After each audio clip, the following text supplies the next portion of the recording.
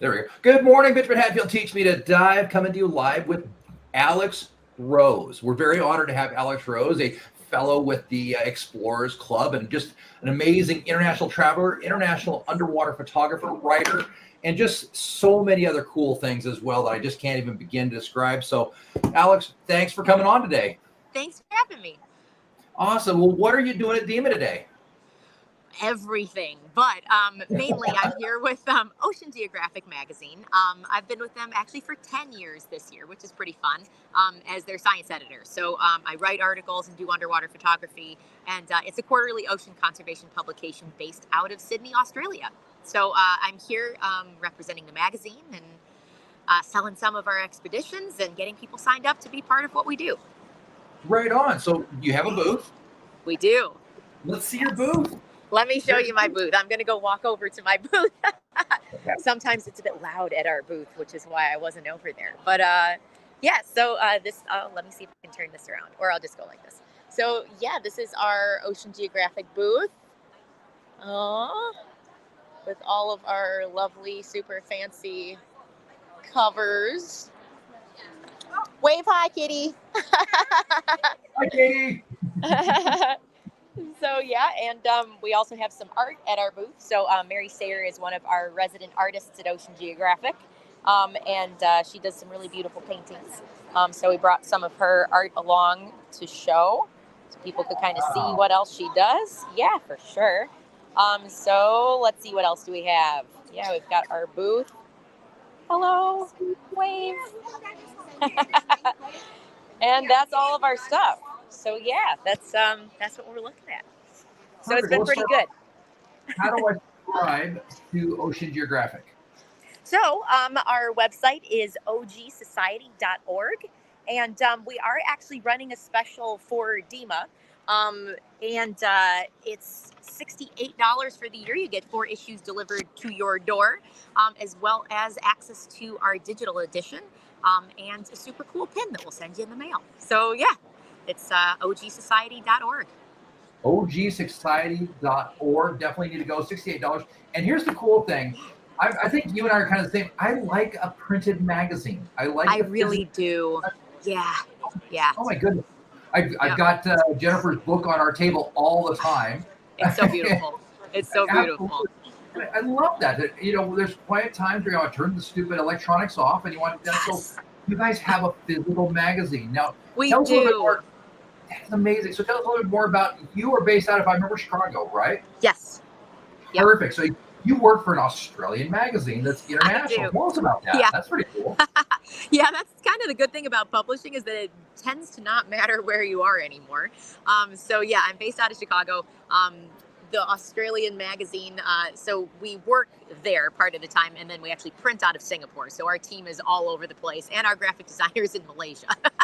So try coordinating all those time zones for Zoom meetings.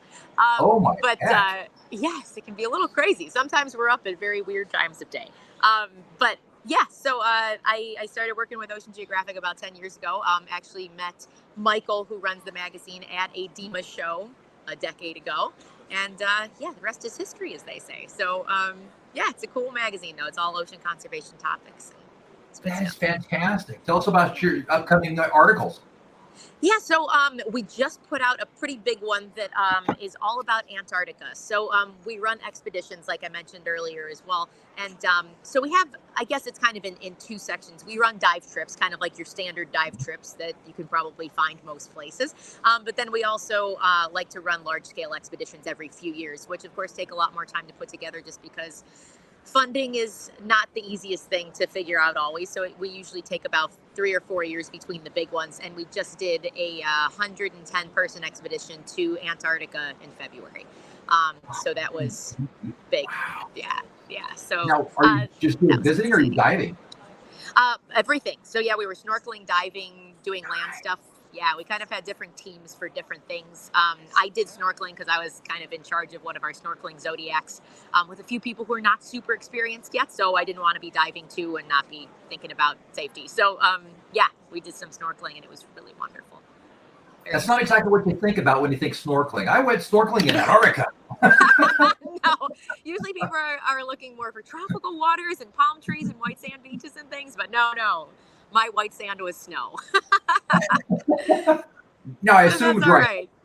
dry suit Yes, snorkeling. Okay, definitely. good. Yeah, if the water were not salty, it would be frozen. So yes, it is quite cold, but Fair really enough. beautiful. Right on. Well, perfect. Tell us what is the coolest thing about diving in Antarctica for you? Oof. Honestly, icebergs underwater are so incredibly beautiful. Like, it's great to see wildlife. And of course, we were there primarily to try to see leopard seals, which was very, very cool. But we didn't get very good in water interactions with them. They were mostly hanging out like on ice floes and things. So we saw them close, but not actually in the water, at least not for me. But I love seeing ice underwater. And this was the same thing when we went to the Arctic, too. We were in the Arctic in 2015. And icebergs underwater just have the most incredible, like, luminous blue quality to them that you just don't see on anything on land, and it's just really spectacular. So yeah, I love it. So amazing. Now you've got some trips coming up. Tell us about your next trip. I do. So my next big trip is in February to the Seychelles. I'm very lucky to be part of the Explorers Club, as is Jennifer Idle, who you probably talk to all the time about this. But they recently partnered with an expedition company based out of France called Pinal, and I'm going to be on one of their expedition vessels in February as a guest speaker, which I'm really excited about. Oh, neat. So I'll be there for 12 days. We're going to be in the Seychelles, Aldabra Atoll, and in Zanzibar. So we'll be snorkeling and diving and doing some land excursions too. And then I get to also do talks and, share what we do at the magazine and everything else. So that should be pretty exciting. And then, yeah, I might stay a little bit and do some extra diving in Zanzibar while I'm there. So yeah, that's the next big trip. Amazing. Yeah. Now, how does somebody, just a normal human like the rest of us, not a superstar like Alex, um, Nonsense. a mere mortal, can come dive on one of your trips? What does that look like? So, we actually have a list on our Ocean Geographic website of different expeditions that we have from year to year. I think there is actually a drop-down menu that just says expeditions, and you can go check out what we've got. I think for this coming year, let's see, we've got Maldives in March. Oh, we also have a trip to the Philippines, an Anilao trip, mostly Blackwater stuff in February, I believe. So February is the first one. Maldives is in March. Palau, I believe, is in August, and then I think we've got an Azores trip to Portugal in maybe September. September sounds right. So yeah, I think those are the 4 big ones we've got on the schedule for this year, and then we'll see what else. Oh, and I believe maybe a trip to Svalbard, which is the Norwegian archipelago, to go see polar bears in June. So yeah, and they are on the website. So yeah, They're on the website. ogsociety.org. Yeah, it should be in the expedition drop down menu. It So, might yeah. look like, if we can. Oh no, my screen share is broken. I was going to share it. Oh I've got no! it. For some reason, I hate when that happens. Let's see. It is annoying. It always breaks it inopportune times. There we go. So it looks there like you something go. like that. There we go. So if we go to the ogsociety.org, we can subscribe to the magazine, get physical magazines, and sign up for trips. So upcoming That's right. expeditions, Yeah. ultimate Blackwater analysis, all kinds of stuff. Oh, you've got my hero on here. I see her. Yes. Oh, we love Sylvia. She's the best. She is amazing. Just one of my Yep. favorite people to listen to talk to. She is. There we go. I'll Could pause listen her. to her all day. I'm going to pause that. I actually haven't heard this one, so I'm going to have to come back and save that. I'm going to bookmark it. For sure. Yeah, oh yeah, please do. Absolutely. Well, perfect. Well, what else is coming up for Alex? Well, let's see. So, I think most of us during COVID kind of had to get creative with what we do, especially if we traveled a lot, because traveling a lot wasn't really a thing for a couple of years, especially internationally. That just was a little nuts. I'm primarily photography until a couple years ago, and then decided to take that time to learn a new skill, which in this case was video. So got a Sony. I've been a Canon shooter my whole life, and didn't get rid of the Canon. I still use it for stills. Okay. But got a Sony A7S III and started learning video, and started investing time in working more in freshwater environments. So I've been spending time on the Pacific Northwest, and I'm working on a film about newts, which has been really fun. Our fun little orange salamander guys that live along the West Coast, as well as possibly some content about green sturgeon. Found a really cool spot with sturgeon to go explore. So that's been exciting. Awesome. Sturgeon are so much fun to dive with. They're like one of my They're favorite. amazing. They just so don't care about you. They just like, yeah, No, they whatever. don't. Dude. For sure. And I mean, like, how often do you get to get in the water with a true dinosaur fish? I mean, these things have been Right? around for millions of years, relatively unchanged, and they're just chugging along. They're like, oh, no reason to change. We're perfect. Pretty So much. Nothing like, they're I great. love it. Go with them a few times, and I love pulling up next to like an 8 or 9 foot surgeon and laying like 2 feet next to him and just having a little talk. So amazing, right? So you've probably been in the by white sturgeon, right? Like in the I Columbia have. and stuff. Yeah, Yeah. that's beautiful. We have them. I literally 3/4 of a mile from my house. There's a river with 110-foot depth that you can dive in and lay right next to them. So I could, Oh my God. if the gear wasn't so heavy, I just carry my gear and run down the river. But I drive my truck down there 3/4 of a mile and just literally you can park about 40 feet from the water and then just walk right in. Wow. That sounds so amazing. Okay, well, now that I know this, Exactly. might have to come bother you. Me and Jennifer are supposed to be coming up for some Yellowstone, I hear. Yes, that is correct. That is the plan. So we'll just Maybe we'll have to stop. take a sturgeon detour. Exactly. We'll stop through Idaho Falls, so we'll make sure all the tanks are full. We'll go over, dive some sturgeon, refill the tanks, and then go to Yellowstone. Oh my God, this sounds perfect. I'm excited. It's got diving in it. How could it not be? Exactly, it's perfect. Anything that begins and ends with diving is a perfect. It can't be bad. Alex, How I appreciate cool. it so much. What else is going on? What other trips have you got coming up that are exciting? Well, we'll have to see, actually. I tried not to plan too much for this coming year, mainly because I'm planning to do some work on film stuff and probably do some film festivals. Jennifer and I will probably be working on some more films together. I'm actually headed to see her in Texas next week as soon as this show is over, because we have a film to edit. So the two of us were recently in San Diego diving with leopard sharks, which was such a blast. And they're just such cool animals. So in Southern California, La Jolla, it's the largest aggregation of leopard sharks anywhere in the world. And I mean, they do live other places and they do congregate, but never in such numbers.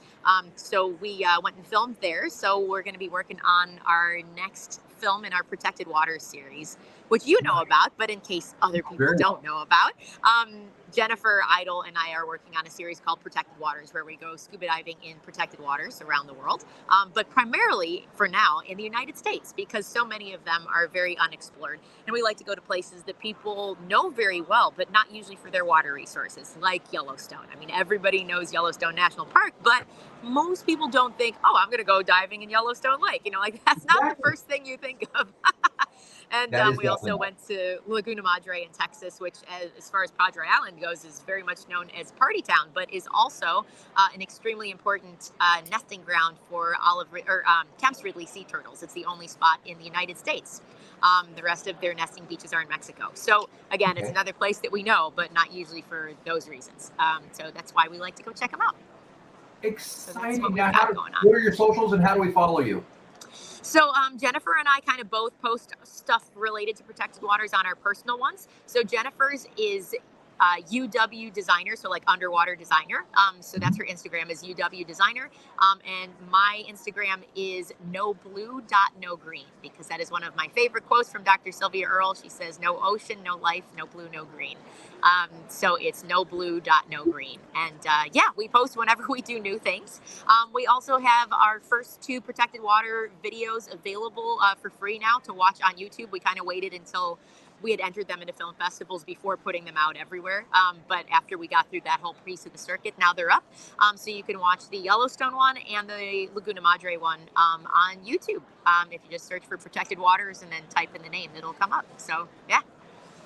And I've seen both of them. You guys did a wonderful job. Oh, thank you so much. They're fun to make. So, yeah, good excuse to get in the water, as always. Do you need an excuse, though? Not really. Sometimes the bank account needs a good explanation for what I'm doing to it. It's terrible. It's the only way we can do what we do is to get paid to do what we do, and then we can. Exactly. Yeah, I get it. Then still the money is not all that amazing. No, I don't think anybody gets into diving to become a millionaire. If you're looking to make a bunch of money, you're probably in the wrong field. Yeah, go into one of those Wall Street careers if that's what you're looking for. Yeah, do something else. Anything else. Exactly. Janitors make more. Yes, that's for sure.